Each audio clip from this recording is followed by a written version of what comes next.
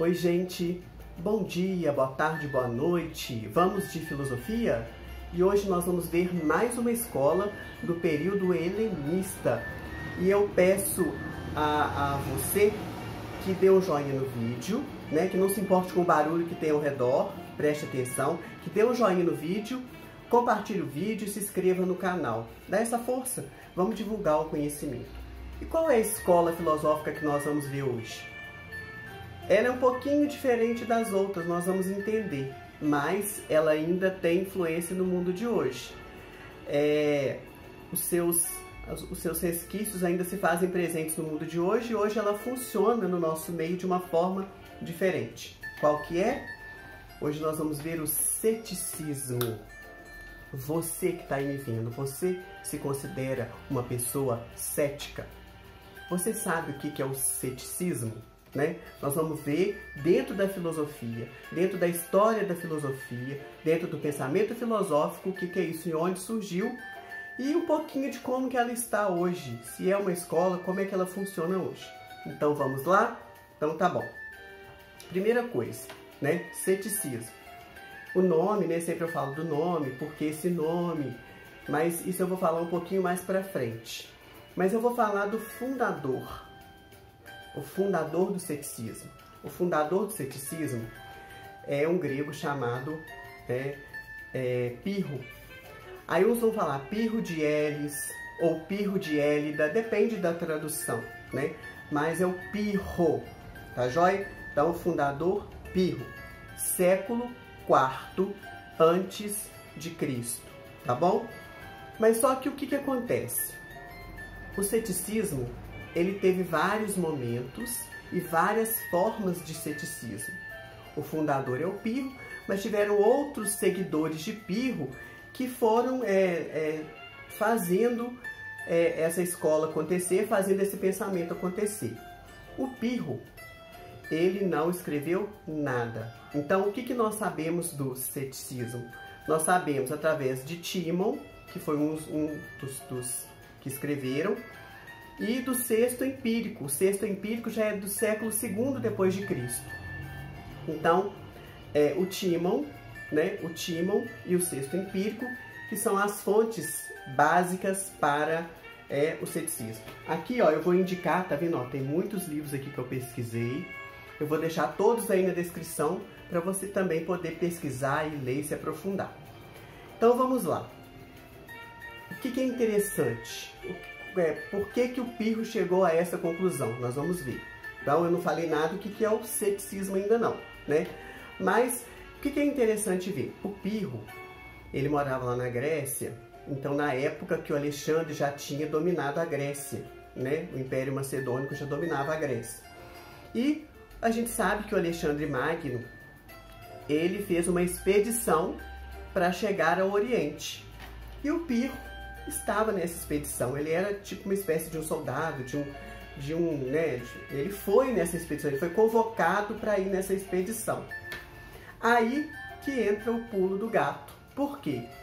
Gente, olha, quando a gente viaja, a gente tem novas experiências, eu não sei, né? Isso acontece comigo, eu não sei se acontece com você.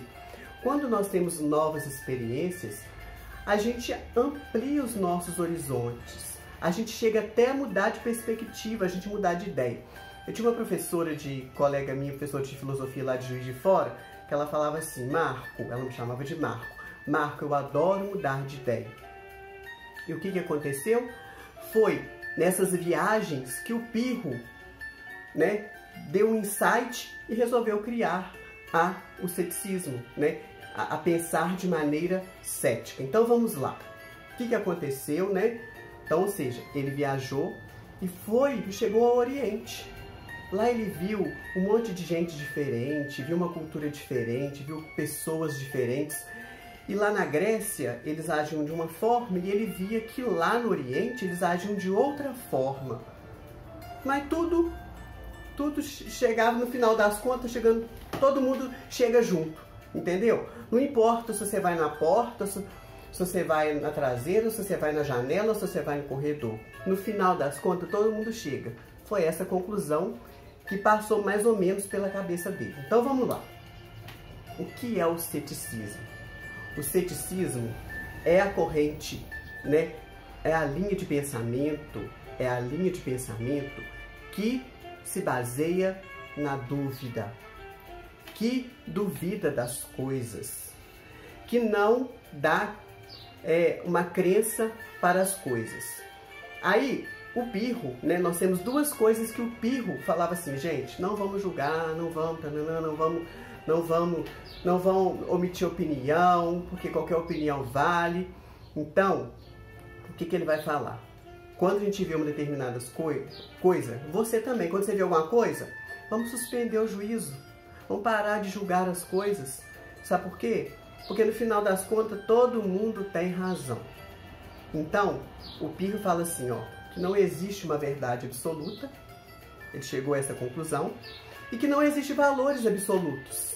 Gente, por que ele chegou a essa conclusão? Por quê? Ele está acostumado numa cultura e foi viajando, foi vendo outra cultura, e foi vendo outra, e foi vendo outra, e foi vendo outra. Isso mexeu com ele, né? E ele criou essa teoria. Ele falava assim, ó, nós temos que, o quê? Suspender o nosso juízo.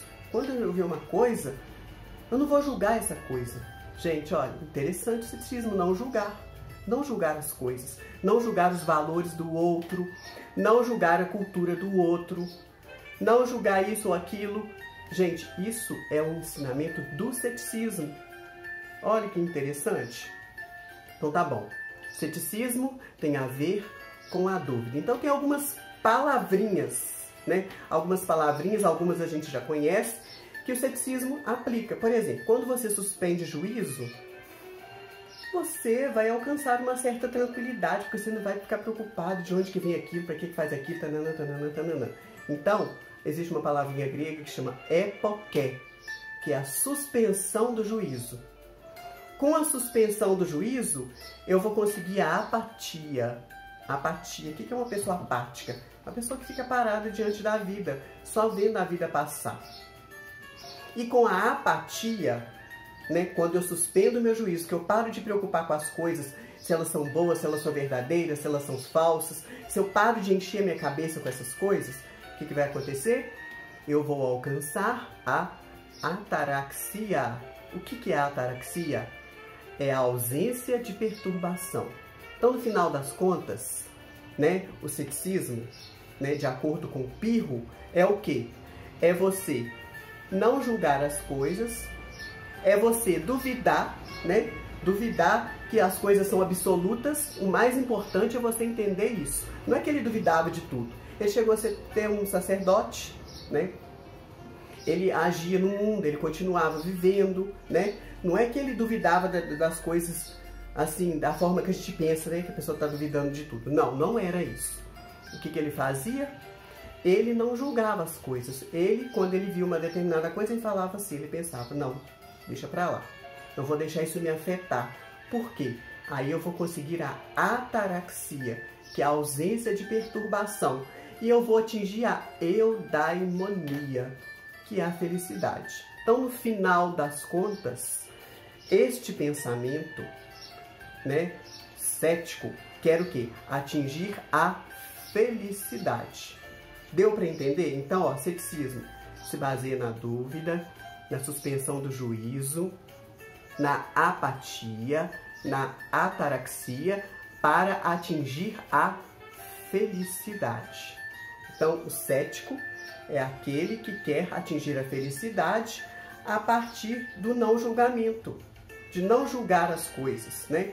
E ele vai dizer o seguinte, ó, a gente consegue viver muito bem sem a verdade, sem os valores, a gente consegue ser feliz sem a verdade e sem os valores, tá joia? E hoje, né? E hoje, tem ceticismo? Tem. Geralmente, as pessoas céticas de hoje em dia, elas são mais atreladas àquilo que é científico, estão atreladas à ciência. São consideradas agnósticas, pessoas ateias, pessoas, eu não vou falar imorais, mas pode até considerar amorais, tá joia? Então hoje, o que é o cético hoje, né? E lembrando, o René Descartes vai também usar a dúvida enquanto método, tá joia? Espero que tenha ficado claro para você. Dúvida, dúvida. Bom dia, boa tarde e boa noite. E até a próxima. Tchauzinho.